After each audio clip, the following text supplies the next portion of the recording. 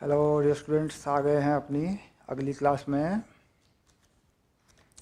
और ये जो है हम चल रहे हैं तापीय द्रव्य के तापीय गुण, द्रव्य के तापीय गुण। और इसमें जो अवस्थाएं परिवर्तन है उस पर हमने बात की थी। और अब एक और चीज़ है, ऊष्मा स्थानांतरण के जो तरीके थे ये थे, और इसमें विकिरण की हम बात करेंगे। अब मैं इसका पहले नंबर डाल देता हूँ, बहुत इम्पोर्टेंट चीज़ है ये, इसको ध्यान से पढ़ेंगे। विकिरण यानी रेडिएशन। अब देखिए नंबर है 1193। ओके, और ये है विकिरण।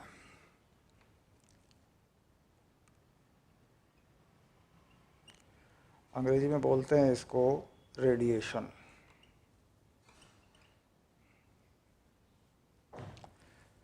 ठीक, अब रेडिएशन में सबसे पहली बात यह कि साहब रेडिएशन में ऊर्जा आती कहाँ से है, ऊष्मा आती कहाँ से है। तो रेडिएशन में जो ऊर्जा होती है वो होती है नाभिकीय अभिक्रियाओं की ऊर्जा। नाभिकीय अभिक्रियाओं की ऊर्जा यानी ये नाभिकों का टूटना हो सकता है, नाभिकों का जुड़ना हो सकता है, या किसी नाभिक में अंदर कुछ परिवर्तन हो सकते हैं। यानी तीन बातें याद आ जाएंगी यहाँ पे कि ये जो होती है ये होती है नाभिकीय अभिक्रिया।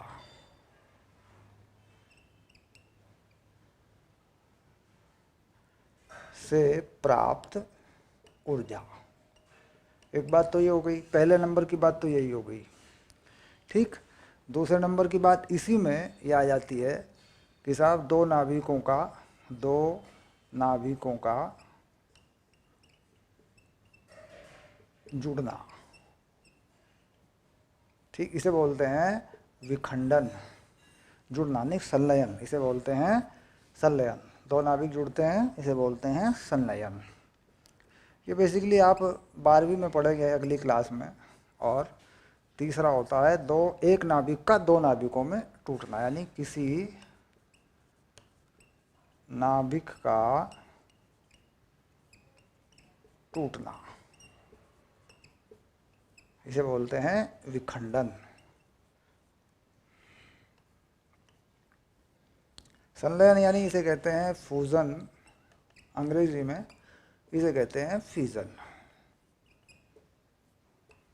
ठीक, तो यानी ये जो ऊर्जा है बेसिकली रेडिएशन, कहीं ना कहीं अगर देखा जाए तो ये नाभिक की ऊर्जा का हिस्सा है जो बाहर आती है। ये ऊर्जा बाद में ऊष्मा में भी बदल जाती है। अब मान लीजिए ऊर्जा ऊष्मा में बदली, इसका मतलब अणुओं को, पदार्थों के अणुओं को गतिज ऊर्जा मिली या यांत्रिक ऊर्जा मिली, तो ये ऊष्मा में भी बदल जाती है। जैसे मान लीजिए हम धूप में खड़े हो जाएं, हम किसी चीज़ को धूप में रख दें, है ना, तो वो गर्म होने लगती है। अब लोहे को अगर धूप में रख देंगे तो वह तप जाता है, गर्म हो जाता है। ठीक, इसी तरीके से क्या है कि विकिरण की ऊर्जा, पदार्थों पर जब ये विकिरण गिरता है तो विकिरण की ऊर्जा सामान्यतः ऊष्मीय ऊर्जा में बदल जाती है। लेकिन इसके लिए एक शर्त है कि साहब कितनी विकिरण की कितनी ऊर्जा ऊष्मा में बदलती है। तो इसमें कहते हैं कोई वस्तु है, मान लीजिए उसे कहते हैं कृष्णिका। ठीक, कृष्णिका का मतलब हो रहा है कि आदर्श कृष्णिका, यानी सारी की सारी ऊर्जा वह ऊष्मा में बदल रही है। तो इसका सीधा संबंध हो जाएगा तापमान से। अब मान लीजिए किसी वस्तु को हम कहें साहब ये आदर्श कृष्णिका है, तो इसका मतलब ये विकिरण की ऊर्जा ऊष्मा के रूप में वह दे रही है और ये बदल रही है आगे भी। जब ये किसी वस्तु पर गिरेगी तो ये ऊष्मा का रूप ले लेगी। यानी सीधा सीधा मामला है कि साहब विकिरण जो है से ऊर्जा जो है वो है एक जगह से दूसरी जगह जाती है। ये होती है किस रूप में, ये होती है जो है विद्युत चुंबकीय तरंग के रूप में। तो यहाँ पर क्या है, कैसे बोलते हैं इसको बोलते हैं विद्युत चुंबकीय तरंग के रूप में ये ऊर्जा होती है, जिसे हम कहते हैं रेडिएशन। अभी जो विद्युत चुंबकीय तरंग है इसको हम पढ़ेंगे अगली क्लास में इलेक्ट्रोमैग्नेटिक वेव के नाम से। एक चैप्टर है पूरा इसके ऊपर, इलेक्ट्रोमैग्नेटिक वेव। 12th में एक चैप्टर है पूरा, इसके बारे में पढ़ेंगे। यानी इसमें तरंग के गुण हैं। ये तरंग है तो किस प्रकार की तरंग है, ये विद्युत चुंबकीय तरंग किस प्रकार की तरंग है, ये है अनुप्रस्थ तरंग। तो यहाँ लिख देते हैं कि साहब ये अनुप्रस्थ तरंग है। हालांकि अनुप्रस्थ तरंग क्या है ये तो तुम जानते होगे और आगे भी पढ़ लेंगे, क्लास 11 में भी हम लोग पढ़ते ही हैं तरंगों के बारे में।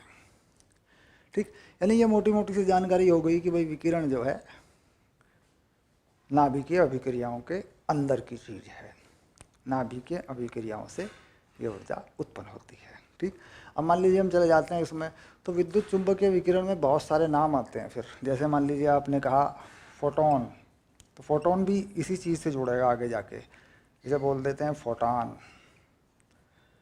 ठीक, विद्युत चुंबकीय ऊर्जा का हिस्सा, यानी विकिरण ऊर्जा का टुकड़ा, इसे कहते हैं विकिरण ऊर्जा का टुकड़ा। हालांकि ये विकिरण ऊर्जा का टुकड़ा कितना बड़ा है, इसमें कितनी ऊर्जा है, ये सारी बातें क्लास 12th में आ जाएंगी।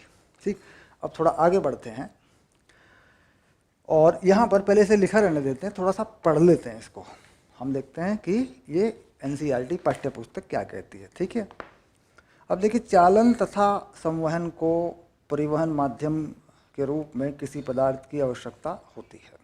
यानी यहाँ ये कह रहे हैं कि साहब चालन हो चाहे संवहन हो, दोनों में ही ऊष्मा जो है या ऊर्जा या ऊष्मीय ऊर्जा में माध्यम की आवश्यकता होती है। यानी चालन में हमने कहा था किसी पदार्थ में एक जगह से दूसरी जगह अगर ऊष्मा या ऊर्जा जाएगी तो अणुओं की यांत्रिक ऊर्जा के रूप में जाएगी या दोलन ऊर्जा के रूप में जाएगी, ये हमने मान लिया था।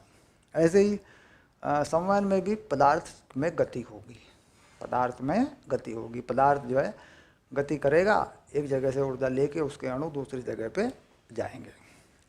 ऊष्मा हस्तांतरण की ये विधियाँ निर्वात से पृथक दो वस्तुओं के बीच क्रियाशील नहीं हो सकती। यानी ये जो दोनों विधियाँ हैं, ये अगर दो वस्तुओं को के बीच में कोई माध्यम ना हो तो ऊष्मा का हस्तांतरण इन दोनों विधियों से नहीं हो सकता। तो कुल मिला के अब देखो जरा समझेंगे बात को।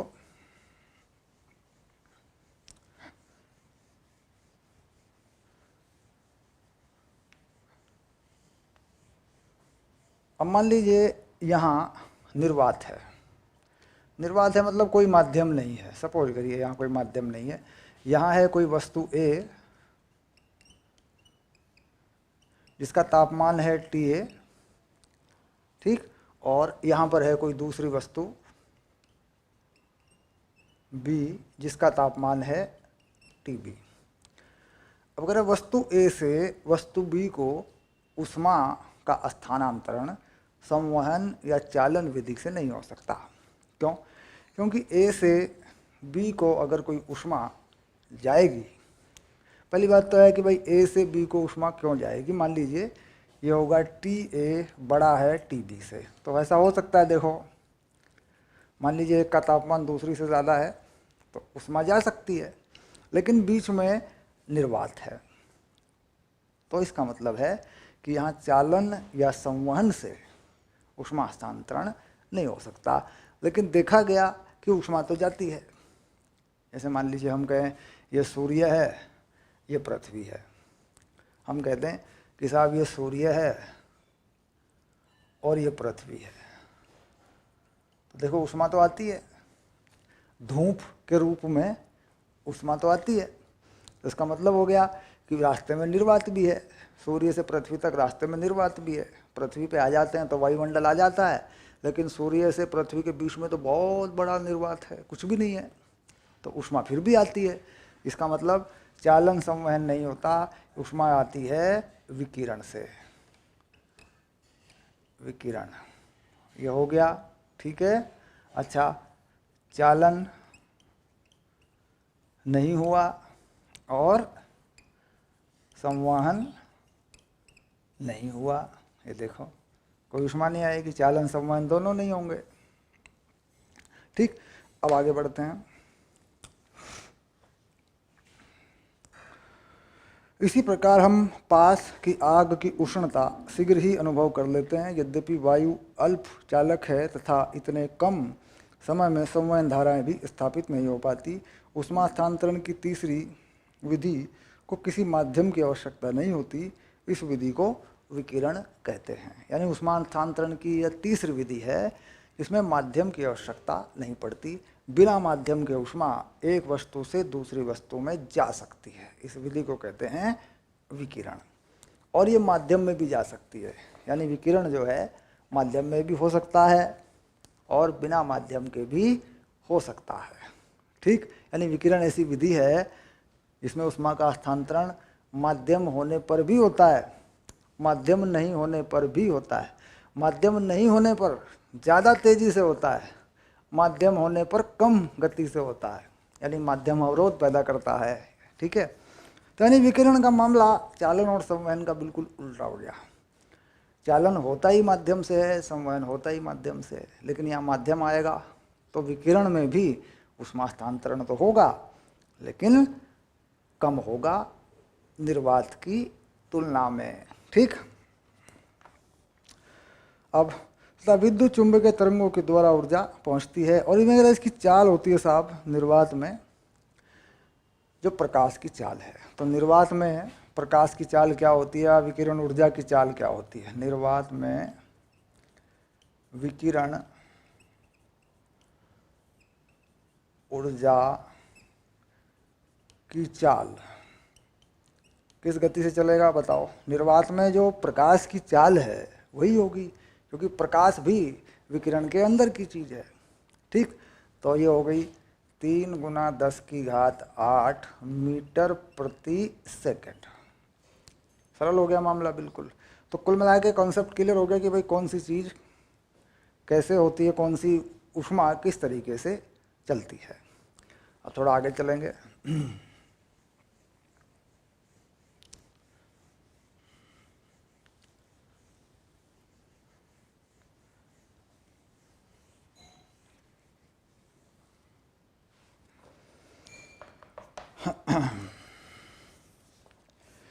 जब यह ऊष्मा विकिरण अन्य पिंडों पर पड़ता है तो इसका आंशिक परावर्तन तथा आंशिक अवशोषण होता है। यानी इसका कुछ परावर्तन भी होता है, कुछ शोषण भी होता है। आप जानते हैं प्रकाश में गुण होता है कि प्रकाश का परावर्तन भी होता है, अपवर्तन भी होता है और अवशोषण भी हो जाता है। ठीक, अब अवशोषण का मतलब ये हो गया कि कितनी मात्रा ऊर्जा की उस पदार्थ ने रखी है। ठीक, और अपवर्तन इतना हो गया कि साहब कितनी ऊर्जा उसमें से होके निकल गई है। और परावर्तन ये हो गया कि कितनी ऊर्जा उससे टकराकर वापस चली गई है, ये हो गया परावर्तन।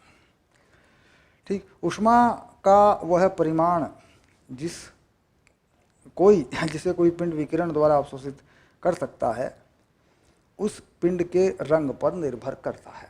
यानी कोई पदार्थ जो है कितनी ऊष्मा अवशोषित कर सकता है वह रंग पर, वर्ण या रंग पर, पिंड के रंग पर निर्भर करता है। तो यहाँ बात आती है कि साहब हमारे पास 2 पिंड है, मान लीजिए हम देते हैं इधर से, हम डालते हैं इधर से विकिरण। ये मान लीजिए सूर्य है, ये मान लीजिए, इस चीज़ को भी समझना है, ये भी बहुत ज़रूरी चीज़ है। सूर्य है और ये विकिरण आता है, देखिए ये विकिरण ऊर्जा जो है आ रही है। ठीक, अब इसके रास्ते में 2 वस्तुएं हैं। एक वस्तु है मान लीजिए लाल रंग की और एक वस्तु है मान लीजिए काले रंग की। काले रंग की वस्तु और ये है लाल रंग की वस्तु, ऐसे लिख देते हैं, देखिए सिंपल। अब इसमें से कौन सी ज़्यादा अवशोषित करेगी, तो कह रहा है ये जो चीज़ है जितनी ऊष्मा इस पर गिरेगी ये उसे अवशोषित करेगी, ये कम अवशोषित करेगी। ठीक, यानी काले रंग की अवशोषण क्षमता सर्वाधिक होती है। जितना काला रंग गहरा होता जाता है उतनी विकिरण की ऊर्जा को, उतना विकिरण ऊर्जा को ज़्यादा से ज़्यादा अवशोषित करता है। अब इसका कारण क्या है साहब, ऐसा क्यों होता है, काला रंग जो है अवशोषित क्यों करता है। देखिए काले रंग का मतलब है कि पहले से विकिरण का अभाव है, पहले से विकिरण का अभाव है।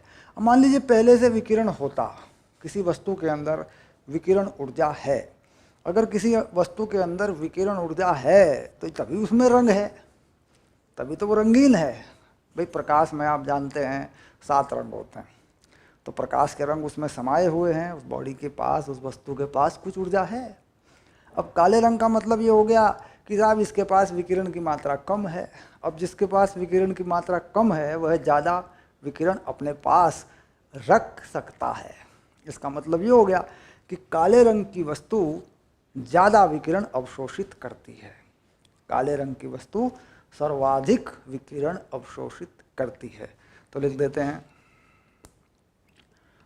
काले रंग की वस्तु सर्वाधिक विकिरण अवशोषित करती है।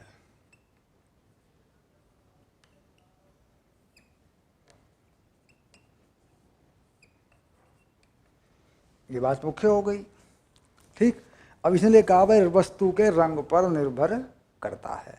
अब यहाँ पे बात आती है कि ऐसी वस्तु को जो विकिरण को अवशोषित करती है उसे कहते हैं कृष्णिका। क्योंकि यहाँ पे आएगा कृष्णिका विकिरण या कृष्णिका अवशोषण जो है। अब इसमें आया, हम पाते हैं कि कृष्ण पिंड विकिरण ऊर्जा का अवशोषण तथा उत्सर्जन हल्के वर्णों के पिंडों की अपेक्षा अधिक करते हैं। कृष्ण मतलब काले रंग के, कृष्ण का मतलब है काले रंग के, कृष्ण का मतलब है काला, कृष्ण मतलब काला। अब ये दरअसल काले रंग का पर्यायवाची है। ठीक, कृष्ण के नाम पर ही है, तुम जानते हो कृष्ण दुर्योधन अर्जुन है ना, उसी नाम पर है ये, इसका मतलब है काला। ठीक, तो हम पाते हैं कि कृष्ण पिंड विकिरण ऊर्जा अवशोषित तथा अवशोषित हल्के वर्णों की अपेक्षा अधिक करते हैं। यानी काले रंग पर यह चीज़ ज़्यादा होती है, वह ऊर्जा को ज़्यादा अवशोषित करते हैं और उत्सर्जित भी ज़्यादा करते हैं। क्योंकि जिसने ज़्यादा अवशोषित किया है वह उत्सर्जित भी ज़्यादा कर सकता है।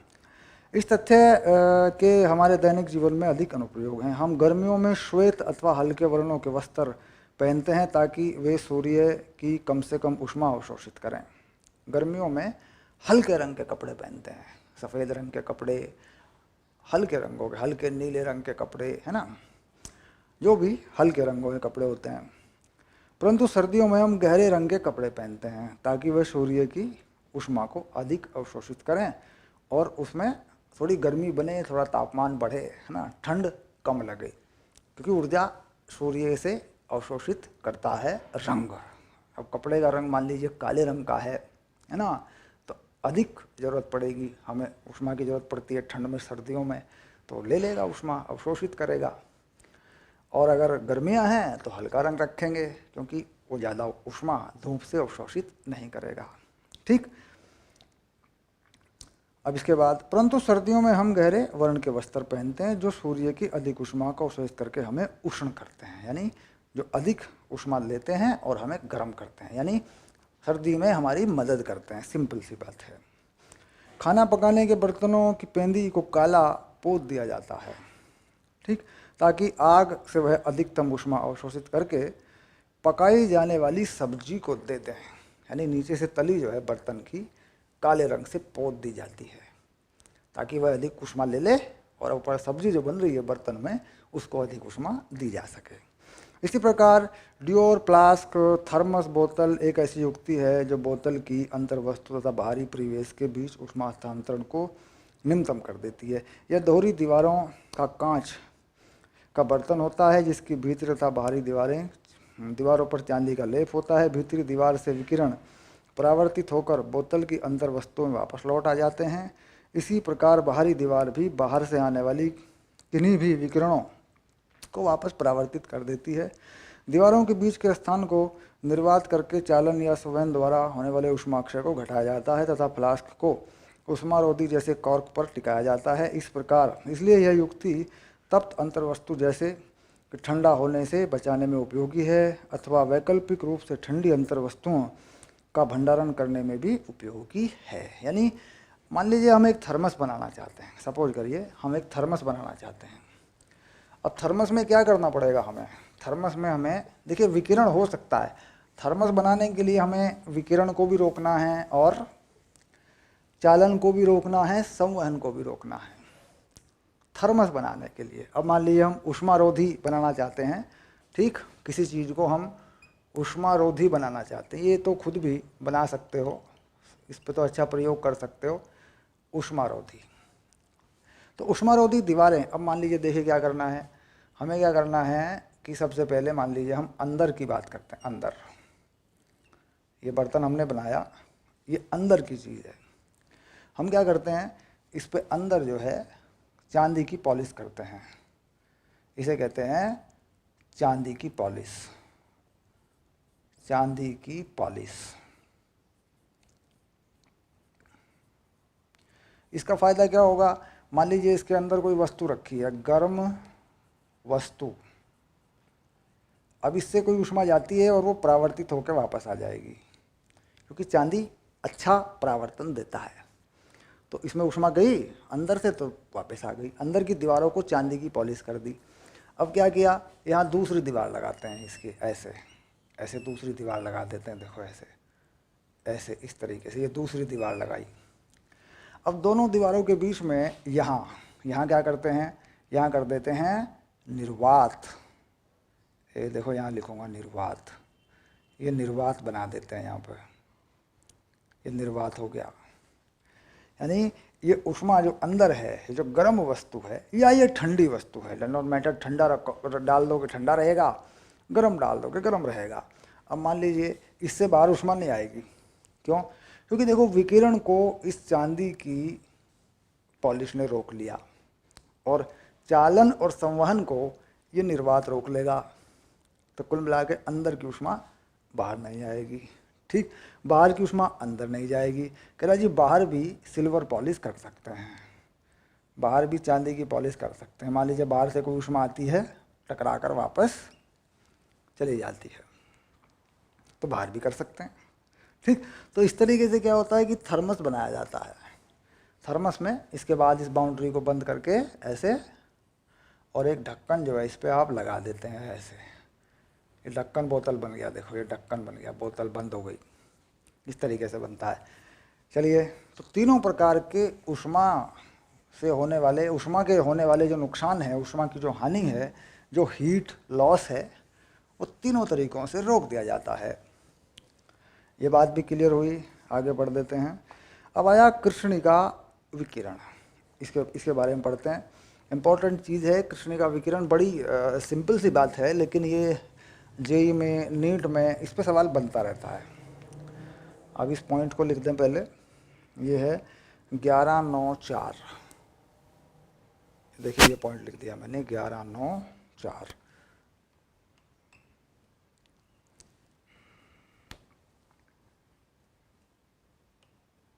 कृष्णिका विकिरण, इसे बोल देते हैं ब्लैक बॉडी रेडिएशन। ये बात तो स्पष्ट हुई कि भाई कृष्णिका का मतलब है काला, ब्लैक बॉडी रेडिएशन। अब इसमें क्या करें, जब तक हमने ऊष्मा विकिरण के तरंग दैर्ध्य के पक्ष में उल्लेख नहीं किया है, अब तक हमने तरंग दैर्ध्य के बारे में नहीं बताया है। किसी ताप पर ऊष्मा विकिरण के विषय में महत्वपूर्ण बात यह है कि विकिरण में मात्र एक ही तरंग दैर्ध्य नहीं होते, यानी तरंग जो विद्युत चुंबकीय तरंग होती है विकिरण में, उसमें बहुत सारे तरंग दैर्ध्य होते हैं, बहुत कई प्रकार की तरंगें उसमें होती हैं, यानी विद्युत चुंबकीय तरंगें कई प्रकार की होती हैं। बल्कि इसमें कम तरंग दैर्ध्य से लेकर अधिक तरंग दैर्ध्य के बीच उनका सतत स्पेक्ट्रम होता है, यानी सभी पाए जाते हैं, कम से कम तरंग दैर्ध्य वाले भी और ज़्यादा तरंग दैर्ध्य वाले भी। अब देखो मान लीजिए मैं कहता हूँ लाल रंग, लाल रंग का तरंग दैर्ध्य कितना होता है, अगर थोड़ा सा याद दिला दूँ, हालांकि 12वीं में पढ़ोगे, ये होता है 8000 एंगस्ट्रॉम के आसपास, ठीक। अब आते हैं बैंगनी रंग। अब बैंगनी रंग का कितना होता है, अगर ये देखें एक बार, तो ये होता है 4000 एंगस्ट्रॉम। तो देखिए सभी रंग आ जाएंगे लाल से बैंगनी के बीच में।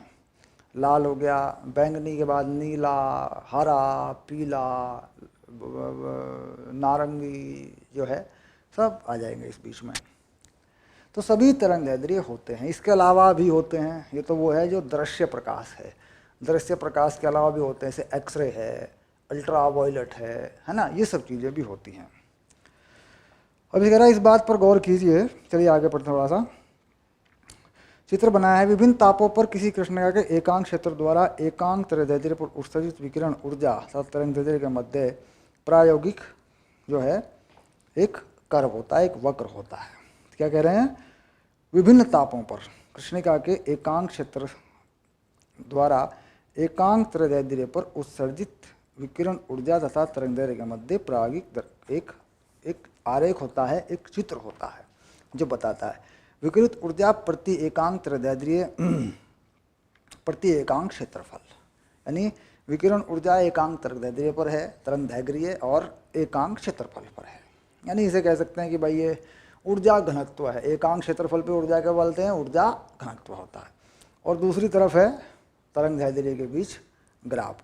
कृष्णिका द्वारा विभिन्न तापों पर उत्सर्जित विकिरण तथा तरंगदैर्ध्य के बीच ग्राफ। इस ग्राफ को जरा समझ लेते हैं, ये क्या कहना चाहता है।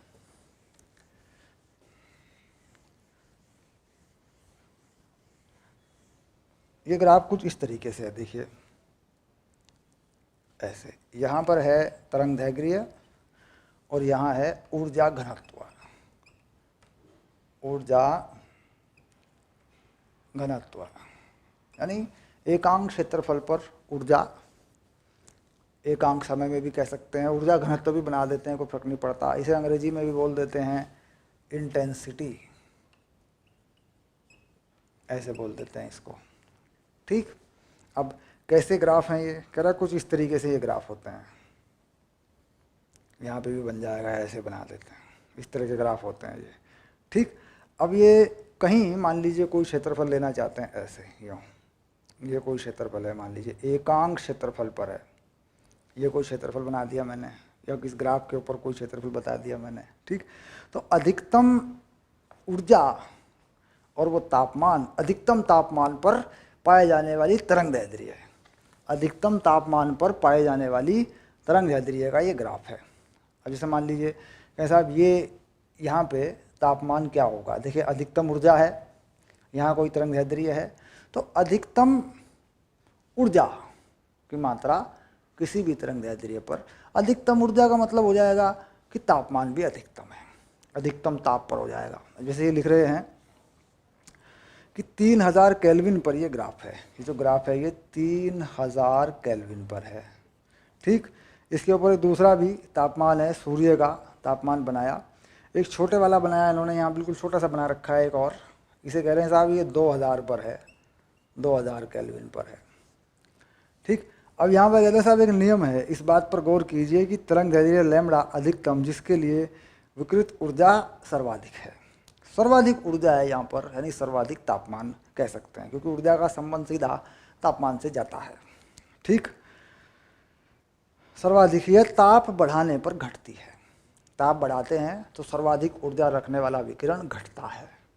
बाकी सब होंगे, कम ऊर्जा वाले बहुत सारे विकिरण होंगे, लेकिन सर्वाधिक ऊर्जा रखने वाला विकिरण घटता है, उसकी मात्रा उसमें घटती है। तथा टी के मध्य संबंध को वीन विस्थापन नियम कहते हैं। तो वीन विस्थापन नियम क्या कहता है? वीन विस्थापन नियम ये कह रहा है साहब अधिकतम तरंगदैर्ध्य और तापमान जो है एक नियतांक होता है, ऐसे। अब यहाँ पे साफ साफ दिख रहा है कि अगर अधिकतम ऊर्जा वाला पहुँचेगा तो अधिकतम तापमान, अगर ताप बढ़ाएंगे तो ये चीज़ घटेगी। अधिकतम ऊर्जा वाला तरंगदैर्ध्य है ये, यानी विकिरण ऊर्जा के अंदर ये वो तरंगदैर्ध्य है जिसमें ऊर्जा की मात्रा अधिकतम है। अब मान लीजिए किसी विकिरण में 3 रंग हैं, लाल, इसको समझना है, और हरा और बैंगनी। ठीक, ये है, मान लीजिए किसी विकिरण में ये 3 रंग हैं। ठीक, तो हम जानते हैं कि सबसे कम लैम्ब्डा इसका होगा। अब हम बैंगनी रंग की जांच करना चाहते हैं कि साहब बैंगनी रंग में अधिकतम ऊर्जा वाला क्या है, जो विकिरण का हिस्सा है वो कितना है, क्या है। तो कह रहे हैं अगर तरंग दैर्ध्य घटेगी, देखो तरंग दैर्ध्य अगर घटेगी, ठीक, तो तापमान बढ़ेगा। अधिकतम ऊर्जा के लिए लैम्ब्डा कम से कम होगा। इसका मतलब इस विकिरण में बैंगनी रंग की मात्रा सबसे कम होगी, उसके बाद हरा, उसके बाद लाल। यानी जिसका तरंग दैर्ध्य कम से कम होता है, ठीक, अधिकतम ऊर्जा वाला हिस्सा उसमें घटता है। तरंग दैर्ध्य कम, क्योंकि तापमान अधिकतम होता है और उसकी मात्रा घटती है। यानी अगर हम एक सूर्य का प्रकाश देखें तो सूर्य के प्रकाश में सबसे ज़्यादा जो है क्या नाम तापमान जो मिलेगा, जिसके कारण वह किसी वस्तु को गर्म करेगा, वह बैंगनी रंग वाला होगा। क्योंकि ये सूत्र बता रहा है, देखो बैंगनी रंग का सबसे कम, ताप सबसे अधिक हो जाएगा। लेकिन इस ऊर्जा की मात्रा कम से कम होगी, इस ऊर्जा की मात्रा कम से कम होगी। ठीक, अब देखिए नियतांक, वीन नियतांक का मान कितना होता है। अब जो नियतांक है इसका मान लिख सकते हो, देखो यहाँ पे इस नियतांक को हटा दो तो इसका मान लिख दोगे। इसका मान दिया हुआ है 2.9 गुना 10⁻³ ठीक, इसका मात्रक है मीटर केल्विन। ठीक, ये मात्रक बन जाएगा इसका। वीन नियतांक की वीमा मीटर में क्या हो गया L, ये होगा तापमान केल्विन में, क्योंकि तापमान किस में लगा होता है, ये तापमान होता है केल्विन में। तो यहाँ लैम्ब्डा m का मतलब है अधिकतम तरंग दैर्ध्य, अधिकतम तरंग दैर्ध्य ये हो गया, और ये है केल्विन में तापमान, ऐसे। ठीक, यानी तरंग दैर्ध्य घटता है, तापमान बढ़ता है, लेकिन ऐसे विकिरण की मात्रा भी घटती है। तरंग दैर्ध्य घटा, तापमान बढ़ा, लेकिन ऐसे विकिरण की मात्रा भी घटती है। ठीक, यानी जैसे जैसे ऊपर को जाता है वैसे वैसे ये पतला होता जाता है। देखो इसको ऐसे बना दो, और पतला कर दिया। देखो जैसे नीचे आता है, देखो ये ज़्यादा है, बड़ा है, तो इसका मतलब इसमें विकिरण की मात्रा ज़्यादा है। थोड़ा और ऊपर को गया तो देखो क्षेत्रफल जो है यहाँ थोड़ा बढ़ गया, लेकिन जब ज़्यादा ताप उस पे गया ऊर्जा पे, ठीक, तो देखो पतला हो गया, मतलब ऊर्जा की मात्रा भी घट गई। ठीक, तो 3 बातें पकड़ में आ गई कि साहब तरंग दैर्ध्य अगर कम होगा तो तापमान ज़्यादा होगा, लेकिन ऊर्जा की मात्रा भी कम होगी। ज़्यादा तापमान पर ऊर्जा की मात्रा कम होगी, तरंग दैर्ध्य कम होगा, है ना। तो ये बेसिक तैयार हो गया है, इसके बाद आगे पढ़ेंगे। तो वीन विस्थापन नियम जो है कि थ्योरी आपने समझी। अब आगे बढ़ते हैं थोड़ा सा, क्योंकि इस पे क्वेश्चन बनेगा, सिंपल से क्वेश्चन बनेंगे, बना देना जो मैंने अभी। बाकी पढ़ के अगर पढ़ लें तो अच्छा है, मज़ा आ जाएगा। ठीक है, नहीं पढ़ेंगे कोई बात नहीं, बता दिया मैंने। अब करते हैं। यह नियम इस बात की व्याख्या करता है कि जब लोहे के किसी टुकड़े को अग्नि में गर्म करते हैं